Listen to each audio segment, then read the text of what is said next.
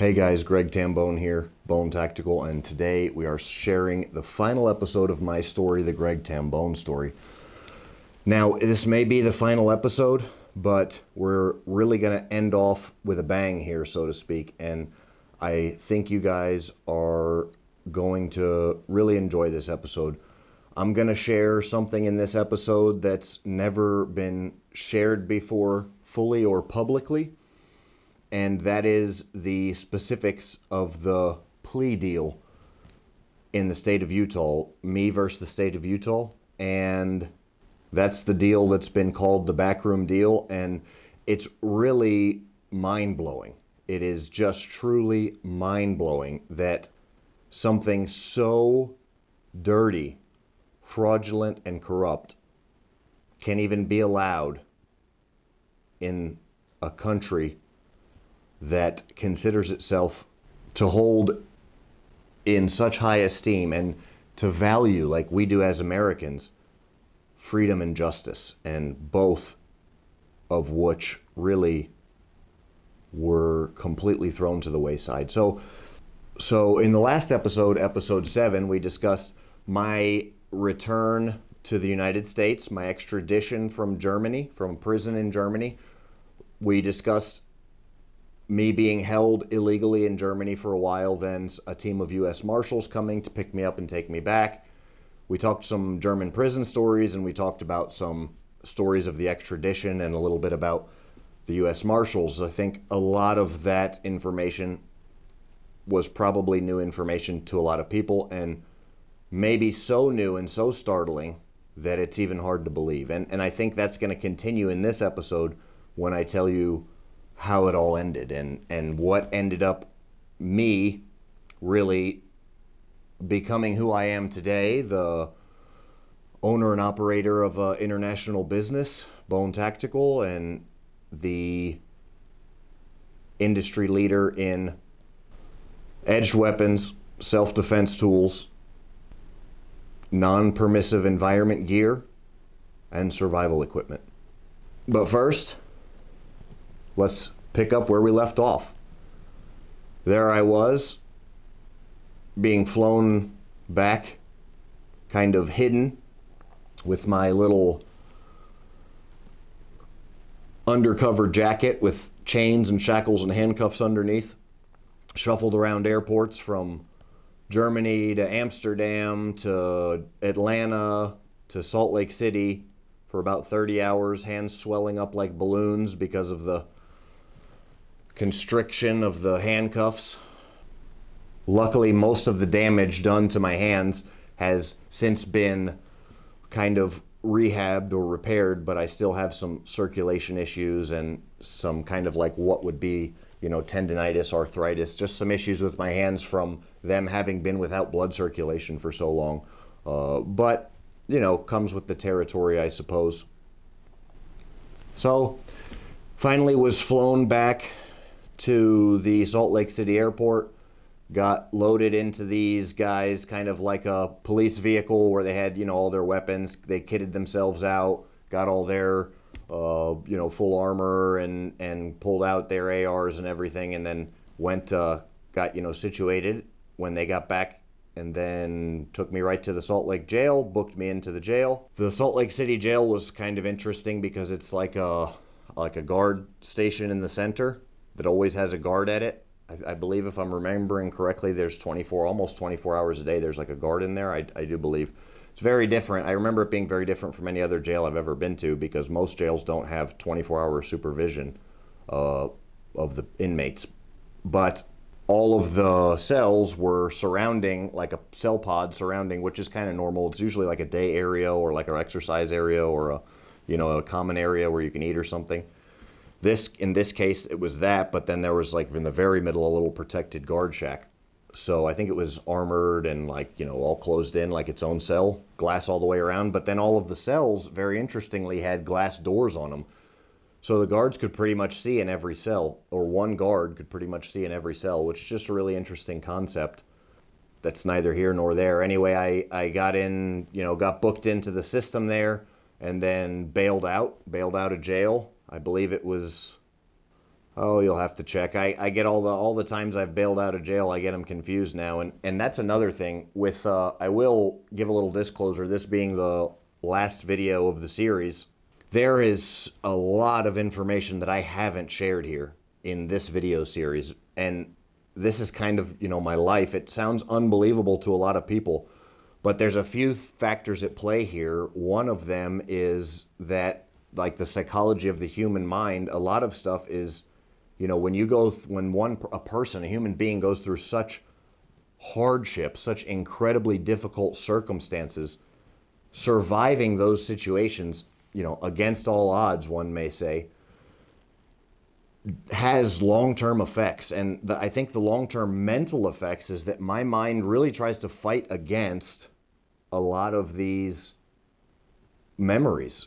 Some of the darkest memories, my mind really, as I continue to, become a better person and be as positive as possible and, try and better myself, get better every day, as I have to really focus to remember some of these things and to heal, and then part of that healing process, I believe, is allowing some of the worst things to go away, right? And I've seen some really dark and dirty things, and I share some of them in this series that I think will be helpful to helping people learn, and then, areas where we need reform, like the war on drugs, or the U.S. Marshal system, the justice system, the police system, more training for police, limiting the power of government like our founding fathers originally, wanted, personal freedoms, things like that. When I share something, a dark story,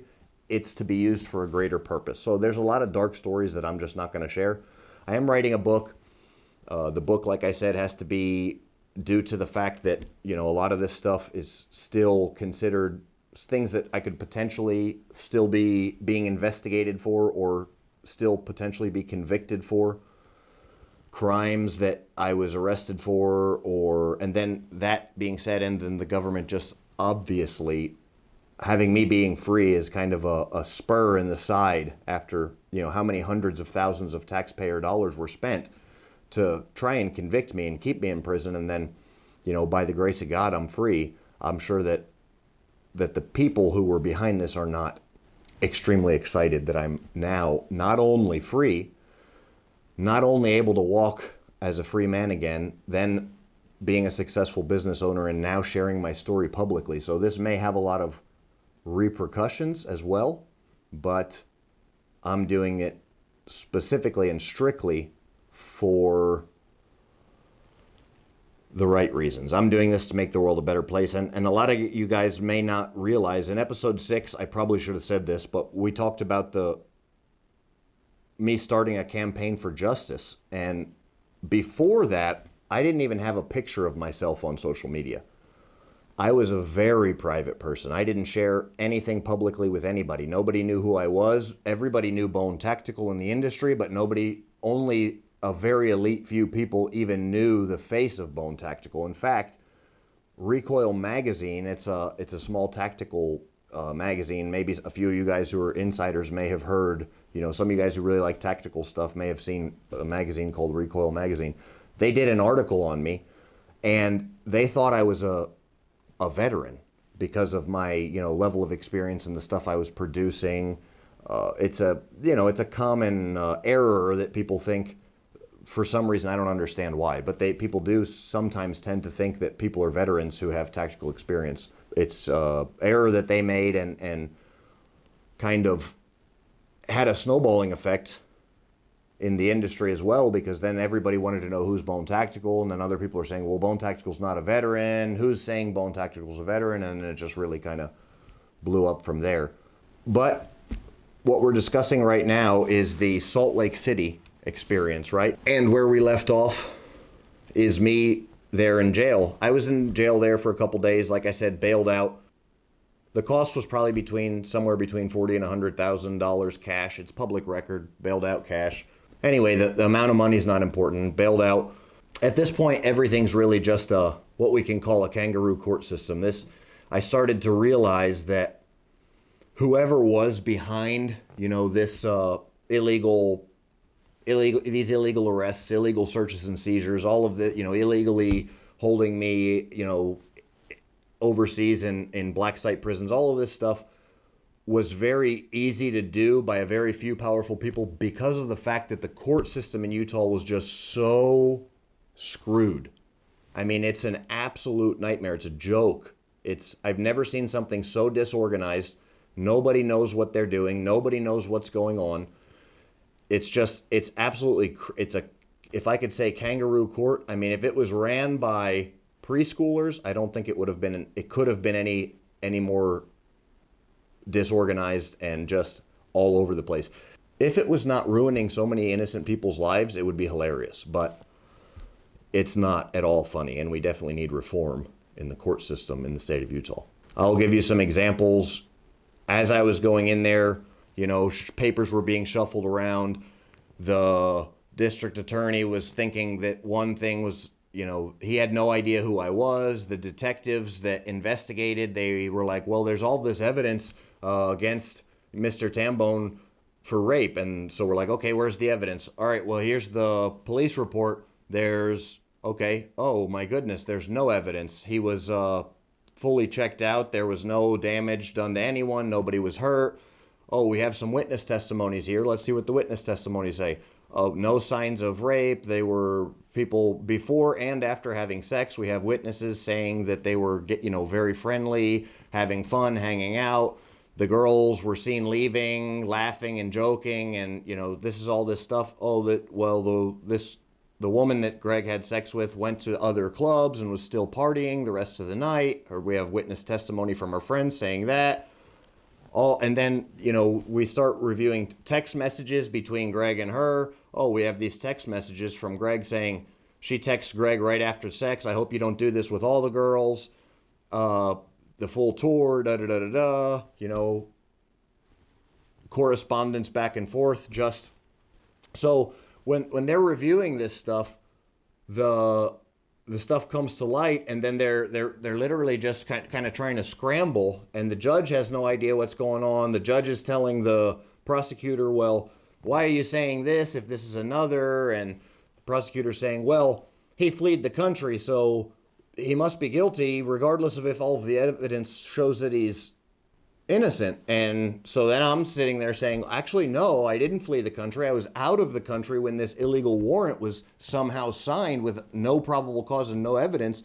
And then my lawyer right here has been trying to tell you that there's no evidence against me. What's going on? Can we fix this? And you refuse to talk to him. So it's like, so this is all happening in court. So we set a court date and all this stuff gets opened up, and and the judge is like, oh, well, the prosecutor's telling the judge, no, there's tons of evidence against him. And I'm saying, no, there's zero evidence against me. And then the judge is saying, okay, show me the evidence to the prosecutor. And the prosecutor's saying, well, I need to get it together. I need to get the evidence together. Well, this case, sir, is from over 2 years ago. You've been trying to collect evidence, and you've been spending hundreds of thousands of the taxpayers' dollars trying to collect evidence for 2 years, and you have nothing. So the prosecutor's saying, I need some more time. What do you mean you need more time? It's literally been 2 years. So I'm telling the judge, what do we need more time for? I have everything. I've been paying a private investigator to back up all this stuff, corroborate all this stuff. I have all of these witness testimonies, statements, everything. Let's do this. Let's get this stuff out in the open. And they would just set another court date, set another court date, set another court date. I go into court. They would say, no, he's definitely guilty. We got all this evidence against him. Where's the evidence? I would say, they'd say, oh, well, let's set another court date. So I bailed out, and I was going back and forth between Utah and Florida. When I bailed out of jail, I went to visit my family in Florida. I hadn't seen my family in 3 years because of all this. So finally got to see my family. Bailing out of jail after German prison, 48 days in German prison. And then there's a picture of me here. You can see I hadn't had a haircut. My hair was crazy, big beard,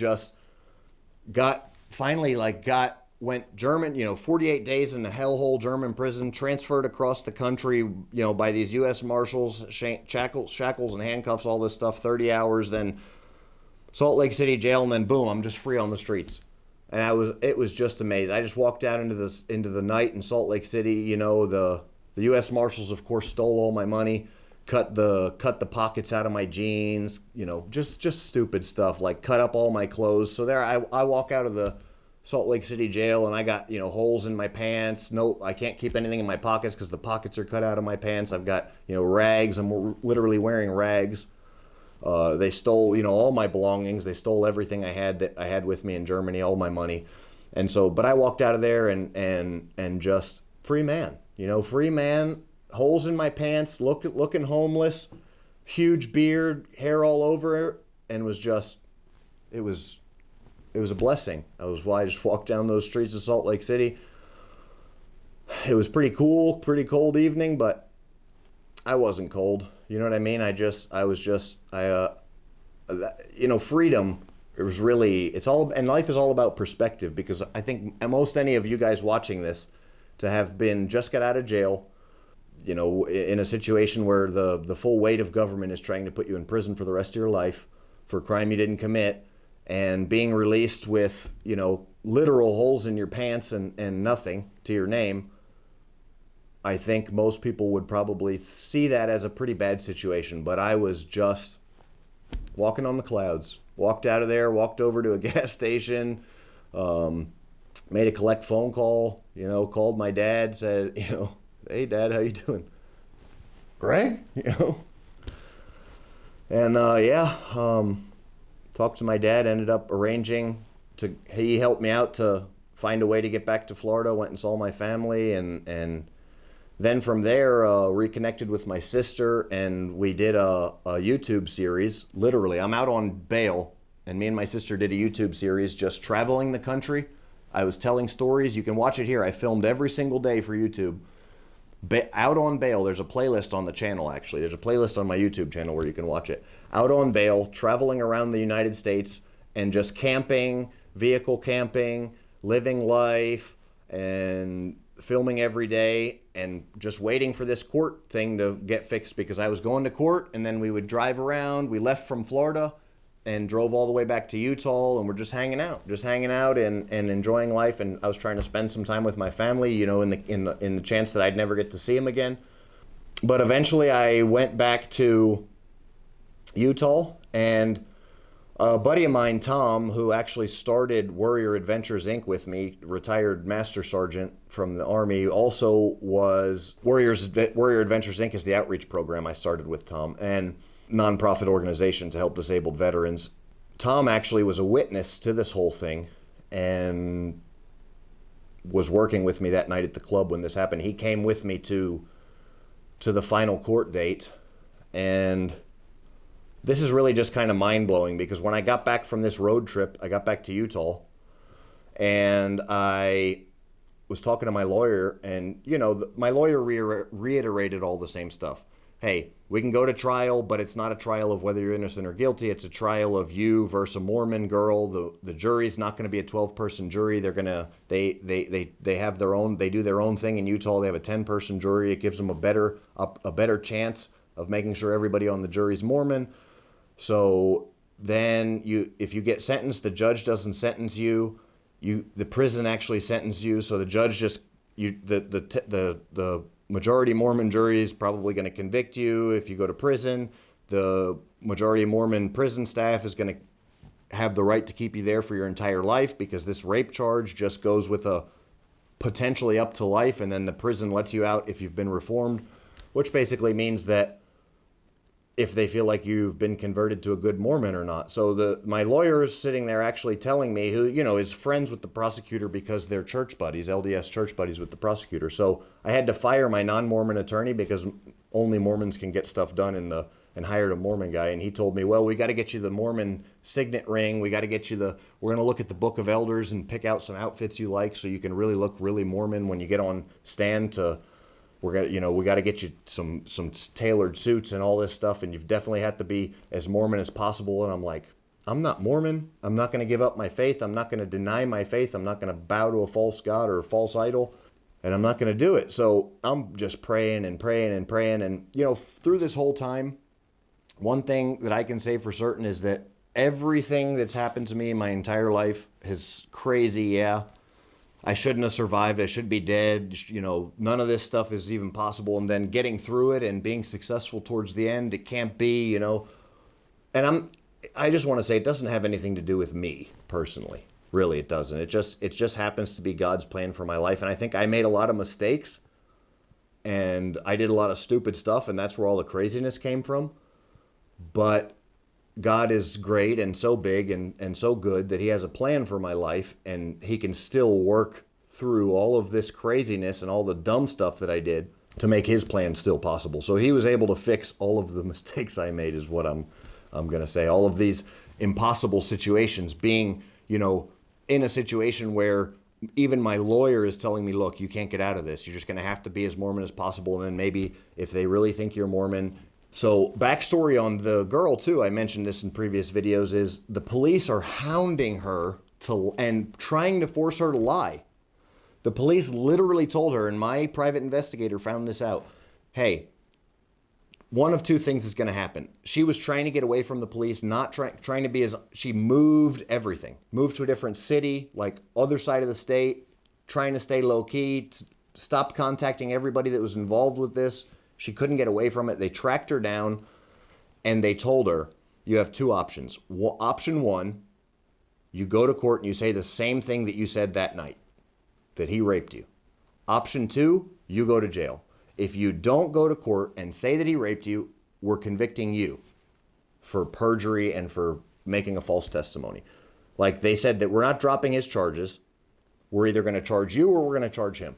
How is that? What kind of a person could try and throw somebody's life away just to try and save face? Or even, for whatever reason. Knowing that there was no rape, how could a police officer or an officer of the law go to a girl and tell her, hey, either put him in prison for the rest of his life or you're going to prison? What kind of a person could do that? I ask you that. Well, it's public information what detective from the Salt Lake City Police Department did that. But there I was, plea bargain offered in open court. I told my lawyer, I'm not doing it. Let's go to trial. I don't care. We'll go to trial. Now, my lawyer being Mormon, I didn't exactly tell him what I was willing to do and what I wasn't willing to do. I kept it because I knew that he was talking to the prosecutor and my lawyer wasn't really my friend. So I kept him on a very limited information basis. I wanted him to think that maybe I would be willing to play his game a little bit. You know what I mean? Maybe I'd be willing to wear a suit. Maybe I'd be willing to, do certain things. So I told him, I'm not taking a plea deal. I'm going to trial. We'll go to trial. And when he was like, you got to do the whole Mormon thing for trial, I told him, let's figure out the trial stuff when we get to trial. I did a plea deal the last time and I learned my lesson. I should have went to trial the first time and I never would have been a convicted felon in the first place. I was young and dumb one time and took a plea deal. Not happening again. So then they came again. Okay, here's a plea deal for, 5 years. They kept coming with these plea deals, right? Every time going to court, going back, going to court. Where's the evidence? There's no evidence. Okay, here's a plea deal. Nope, not signing it. So this kept happening. Finally, they came with this final plea deal that I ended up taking. It was just too good to be true. And also, to be honest with you, I knew I was going to get to share this information one day and was like, you know what? I'm going to take this and I'm going to expose this. So I took a plea deal, and the plea deal literally said on it, okay? Now, mind you, that the original charge is that I violently raped this woman in a nightclub at the top floor of the nightclub. Took her upstairs and raped her, and then brought her, I don't know what, after that they didn't really say, but they said the basic charge was I brought a girl upstairs of an empty room of a nightclub and violently raped her. Obviously didn't happen, obviously no evidence against it. So here they go, right, 2.5 years later, offering me a plea deal, and I could not make this up if I wanted to. The plea deal says on it, Mr. Tambone, working security at Club Hotel, walking through the club, touches a girl's breast in an inappropriate manner, touches a girl's breast. Charges of rape dropped. Lewd and lascivious conduct charge, misdemeanor. Non-sexual offender. You walk away free today if you sign this paper. If you sign this paper admitting that you bumped into a girl and touched her breast, whether on accident or on purpose, I said, you mean to tell me that you've destroyed my life? You've ended the opportunity for so many disabled veterans that were seeking rehabilitation, and we were helping all of these guys, building these programs to help take these guys, hunting, fishing, all this stuff you shut down. My knife shop that you raided with the FBI and shut down my facilities. Raiding my family home, all of this stuff. Keeping me in a German prison for 48 days, illegally. Torturing me in third world countries. You did this. Saying that I raped a woman violently. And now you want to come to me with a piece of paper saying that I walked through a club working security and touched a girl's breast. That's how it ended. And it just blows my mind. That's so illegal, so dirty, so corrupt that I just can't believe it. So I said, okay, you know what? I'll sign this. And I knew that this day would come when I would be able to share this story. Got there, went to court, and the judge said, Mr. Tambone, and I told the judge every time I was in there in court, I said, there's no evidence against me. I didn't commit any crimes. This is ruining my life. Drop these charges. We're way past that point, whatever. Okay. In court this day, the judge reads this paper and looks at me and says, okay, this is the rape charge against you, what's going on? What's on the docket today? They hand the judge this piece of paper, right? Mr. Tambone's rape charge, okay, open. Next, shuffling paperwork, just paper. Court's a mess, papers everywhere. The prosecutor had wrote this complete lie, right? Obviously just completely fabricated story, and hands it to the judge, and the judge says, okay, I remember you. This is the rape case. What's going on? Okay, you got a plea deal? Okay, I, Greg Tambone, was working security, walking through the club, touched a girl's breast. Is this true, Mr. Tambone? I said, Your Honor, nothing to this point shared in court by the prosecution has been true. There's nothing true about any of this. I've never committed a crime in Utah. I've never done anything like this. I've never done anything apart from have sex with this woman consensually at this club. But if you are allowing me right now to sign this piece of paper and giving me my life back, I'll do it.